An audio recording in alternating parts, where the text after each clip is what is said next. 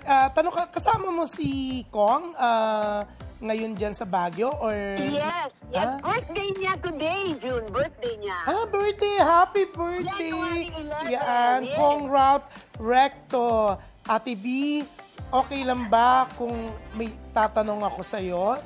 Total, Go ahead. kumakalat na rin naman to. Yes. Pwede ko ba siyang, bukod sa happy birthday, pwede ba nating i-congratulate si Kong Ralph Recto kasi kalat na naman po na siya ang susunod na Finance Secretary ng administration po ni President Ferdinand Bongbong Marcos Jr. Yes, June. Maraming salamat. In fact, manunumpa siya tomorrow, January 12.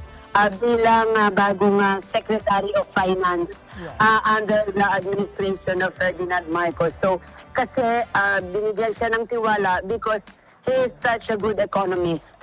And I'm really praying for, pinagdarasal ko yung asawa ko na sana alam ko ang kanyang puso pagdating sa pagtulong para sa bansa natin. And I'm praying na sana he will do a good job at wag na naman siyang bigyan ng mga negatibong komento o bibigyan siya ng negative vibes because ang intention niya is talagang makatulong para marisolbahan ng problema natin sa ekonomiya. Yeah. Ekonomista kasi si Ralph eh.